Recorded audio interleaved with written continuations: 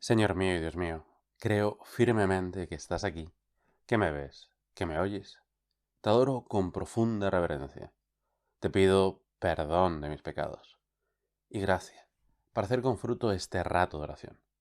Madre mía Inmaculada, San José, mi Padre y Señor, Ángel de mi guarda, interceded por mí. Jesús, el Evangelio de hoy nos muestra cómo eres capaz de cambiar los planes, tus planes, cuando las circunstancias lo requieren. Te querías retirar a solas con tus discípulos, pero la gente se da cuenta, te sigue, y resulta que cuando llegáis está aquello lleno de gente y sigue sumándose gente y más gente y más gente. Y tú, en lugar de pensar, pero qué cansinos, ya me podían dejar un poquito tranquilo, ¿no? Pues no, te compadeces, te conmueves. Dice el Evangelio, Jesús vio una multitud y se compadeció de ella, porque andaban como ovejas que no tienen pastor, y se puso a enseñarles muchas cosas.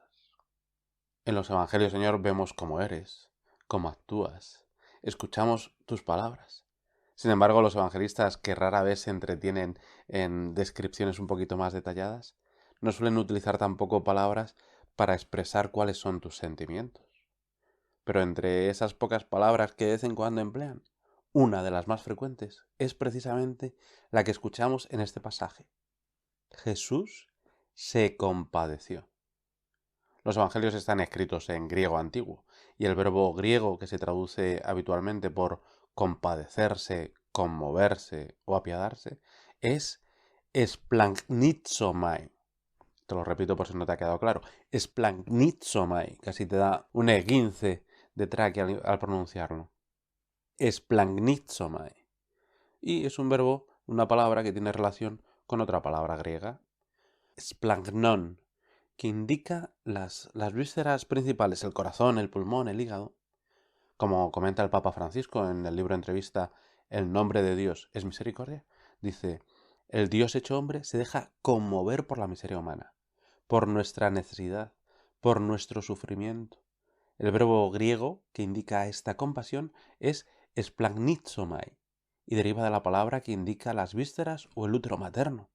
Es parecido al amor de un padre y de una madre que se conmueven en lo más hondo por su propio hijo. Es un amor visceral. Y es el mismo verbo que utilizas tú, Jesús, para describir la reacción del padre cuando ve al hijo pródigo que regresa por fin. Le vio de lejos y esplagniste, y se compadeció, se le conmovieron las entrañas. Y también utilizas ese verbo cuando hablas del buen samaritano, que al ver al herido, esplagniste, se conmovió. Y ese mismo verbo lo utilizan otros evangelistas para indicar tu reacción, Señor, ante la viuda de Naín, o cuando te llevan a dos ciegos, o con los enfermos. Señor, tú te conmueves, te compadeces, se te conmueven las entrañas cuando ves nuestro dolor, nuestra necesidad. Señor, que nunca nos acostumbremos a esta realidad de tu amor incondicional por nosotros. Precisamente en la primera lectura de la misa de hoy, escuchamos las tres palabras que resumen toda la Biblia. Si hubiese que resumir la Biblia en tres palabras, están aquí. Dios es amor. Dice San Juan en su primera carta. Dios es amor. En esto se manifestó el amor que Dios nos tiene, en que Dios envió al mundo a su unigénito, para que vivamos por medio de él. En esto consiste el amor, no en que nosotros hayamos amado a Dios, sino en que Él nos amó y nos envió a su Hijo como víctima de propiciación por nuestros pecados. Contaba Father Dave, un franciscano de Estados Unidos, la historia de una joven china, hija única como la mayoría de la gente joven en China, que se crió en una familia donde su padre y su madre siempre le decían que no había ningún Dios, que Dios no existía. Así que creció durante toda su vida con la idea de que no existía ningún Dios. Pero cuando estudiaba ya secundaria empezó a preguntarse por el sentido de la vida, el propósito de la vida, el significado. Y al llegar a la universidad empezó a estudiar arte. y pensó que el arte era algo que podía dar algún propósito, algún sentido a su vida, porque puedes contemplar una hermosa obra de arte y sentir algo que te llena, algo que te lleva más allá. Sin embargo, un día, viendo una hermosa obra de arte, escuchó en el fondo de su mente: el arte no puede dar sentido, no puede dar significado, el arte no puede alimentar a los pobres. Y lo primero que se preguntó es ¿de dónde ha salido eso? Esa idea, ¿de dónde ha venido? Pero luego empezó a pensar sobre ello y vio que la idea de que el arte era lo que podía dar sentido a su vida empezaba a desmoronarse.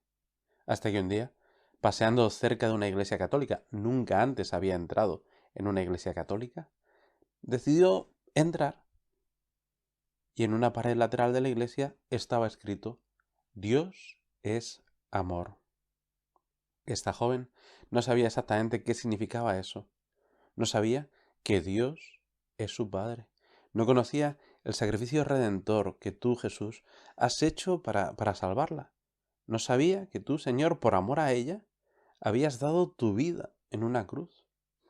Pero leyó la frase y se dijo: si eso es verdad, si Dios es amor, eso es lo que estoy buscando. Eso es lo que va a llenarme. Eso es lo que será capaz de dar significado a todo. Así que al día siguiente concertó un encuentro con el sacerdote.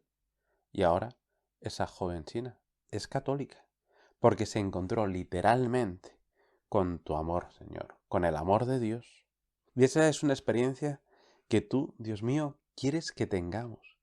Quieres que experimentemos que tu amor es perfecto, es incondicional, que no podemos hacer nada para que nos amen más. Y tampoco podemos hacer nada que haga que nos amen menos. Tu amor se derrama constantemente sobre nosotros. Lo que sí podemos hacer, por desgracia, es cerrar las puertas de nuestro corazón a tanto amor y despreciarlo.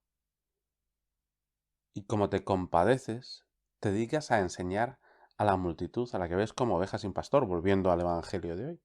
Pero también te preocupas de lo más material. Después de terminar tu enseñanza, les pides a los discípulos que les den de comer. Los discípulos se mirarían entre sí: ¿y cómo vamos a dar de comer a 5.000 hombres que hay aquí? No, ni siquiera 200 denarios nos valdrían para, para comprar pan, si hubiese un sitio donde comprar tanto pan. Y tú, Jesús, les mandas a buscar lo que tienen: 5 panes y 2 peces. Y te lo dan.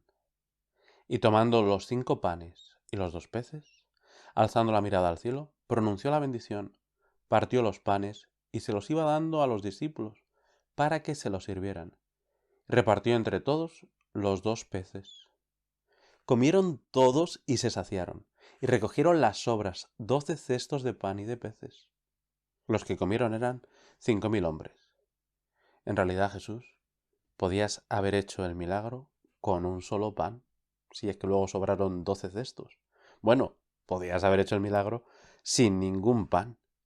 Pero tantas veces, para hacer milagros en nuestra vida, primero nos pides todo. Y cuando somos capaces de darte todo, por poco que sea lo que tenemos, si te damos todo, descubrimos que tú nunca te dejas ganar en generosidad, que nos amas infinitamente, que te compadeces siempre de nosotros con un amor profundo, un amor visceral, el mismo amor con el que tenemos que amar a los demás. Amaos los unos a los otros como yo os he amado. Tiene que haber un splagnizomai en nuestra vida, un compadecerse ante el sufrimiento y las necesidades de los demás. El Papa Francisco nos recordaba en Christus Vivit, esa carta que escribió a los jóvenes después de el Sínodo de la Juventud, 3 grandes verdades.